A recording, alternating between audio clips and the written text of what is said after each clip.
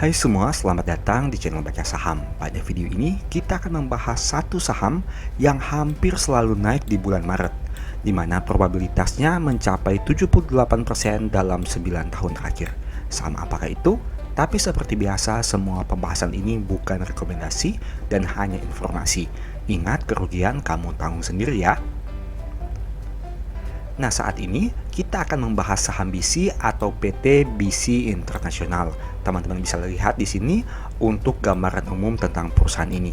Dan teman-teman bisa lihat bahwa perusahaan ini merupakan perusahaan agribisnis, di mana beberapa produknya adalah penjualan benih jagung, padi, dan lain sebagainya.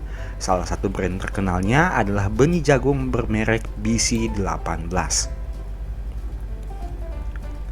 Nah, kita lihat beberapa produk perusahaan, yaitu kebanyakan merupakan produk pertanian, baik itu pertanian jagung, aneka kacang, padi, sayuran, buah, dan lain sebagainya.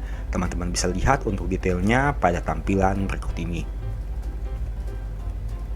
Kemudian kita masuk kepada struktur pemegang saham. 49% saham perusahaan berada di masyarakat. Nah, hal ini patut menjadi tanda tanya besar. Kenapa perusahaan rela mengeluarkan saham yang begitu banyak di masyarakat dan pemegang pengendalinya punya kepemilikan yang lebih rendah dengan porsi 31% saja? Itu teman-teman harus dapatkan jawabannya sebelum mengambil keputusan untuk membeli saham ini. Dan untuk komposisi top manajemen, baik itu direksi dan komisaris, ada satu komisaris yang punya kepemilikan saham perusahaan meskipun dengan persentase yang hanya 0,09% saja. Kemudian kita bahas dari probabilitas saham BC dalam 10 tahun terakhir. Teman-teman bisa lihat di sini bahwa saham ini cenderung naik di bulan Maret, di bulan September, dan di bulan Desember dengan probabilitas yang mencapai 78%. Sebaliknya, saham ini cenderung mengalami penurunan pada bulan Juni, di mana probabilitasnya hanya 11% dalam 9 tahun terakhir. Nah, bagaimana untuk bulan Februari ini sendiri? Saat video ini dibuat, harga sahamnya masih naik 13%. Dengan kata lain, probabilitas dalam 10 tahun terakhir mencapai 60%. Jika dilihat secara historis, di tahun 2014 saham ini pernah naik 22% di bulan Februari. Kemudian kita bahas dari laporan keuangannya. Pertama, untuk total aset. Perusahaan punya total aset yang mencapai 3,3 triliun, di mana angka ini mengalami peningkatan dibandingkan tahun sebelumnya. Jika kita amati lebih jauh, mayoritas aset perusahaan berasal dari saldo kas sebanyak 1,2 triliun rupiah. Angka ini mendominasi total aset perusahaan yang berjumlah 3,3 tadi. Nah, jika kita lihat lagi, aset perusahaan ini dalam hal ini adalah saldo kasnya mengalami peningkatan dibandingkan tahun 2021 dari 1 triliun mencapai 1,2 triliun. Selain saldo kas, ada juga aset persediaan yang punya porsi yang cukup besar, mencapai 834 miliar yang juga mengalami peningkatan dibandingkan tahun sebelumnya. Nah, sekarang teman-teman perlu ingat bahwa perusahaan ini punya saldo kas 1,2 triliun dan akan kita bandingkan dengan liabilitasnya. Nah, jika dengan saldo kas 1,2, perusahaan ini hanya punya liabilitas sebanyak 456 miliar saja. Yang berarti saldo kasnya jauh lebih besar dibandingkan total liabilitasnya. Perusahaan bisa melunasi seluruh hutangnya hanya menggunakan saldo kas yang mereka miliki. Dan dari total ini, mayoritas berasal dari hutang usaha pihak ketiga sebanyak 131 miliar. Angka ini juga mengalami peningkatan dibandingkan tahun sebelumnya. Ada juga kewajiban untuk retur sebanyak 154 miliar yang juga mengalami peningkatan dibandingkan tahun sebelumnya.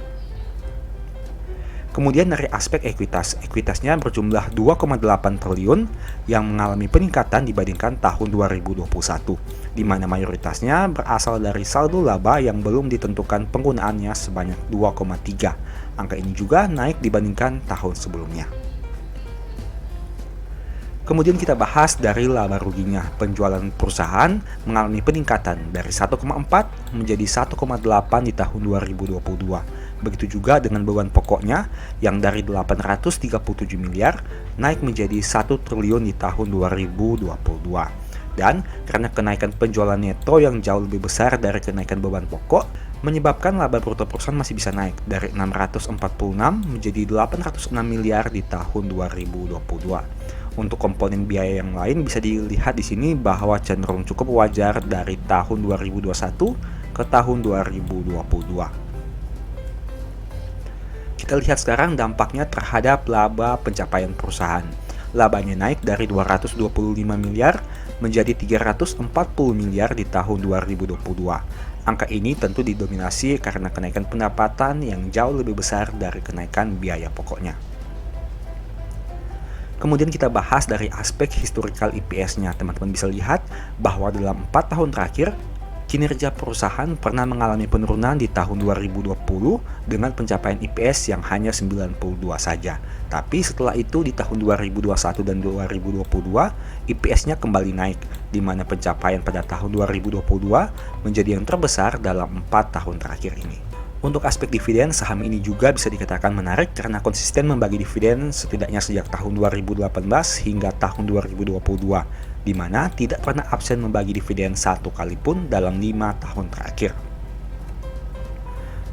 Dividen yield-nya sekitar 3,8%, angka yang cukup menarik, PER-nya 11 kali dengan PBV 1,8 kali, yang berarti dengan modal 954, saham ini dijual lebih mahal dengan harga 1.790.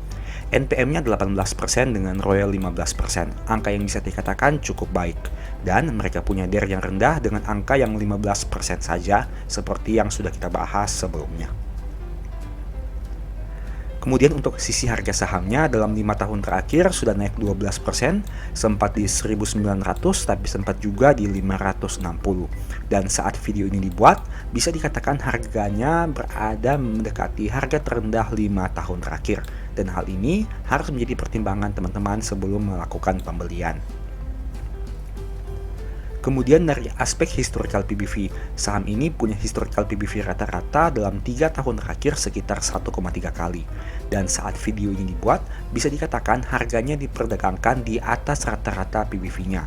Dulunya pernah berada di PBV 2 kali, dan pernah juga turun hingga di bawah PBV 0,8 kali. Hal ini harus juga teman-teman pertimbangkan sebelum mengambil keputusan. Sekarang kita bahas untuk kesimpulannya. Saham ini punya beberapa poin plus. Yang pertama, mereka rutin membagi dividen dalam 5 tahun terakhir. Yang kedua, rasio hutang atau DER-nya sangat rendah, hanya 15% saja.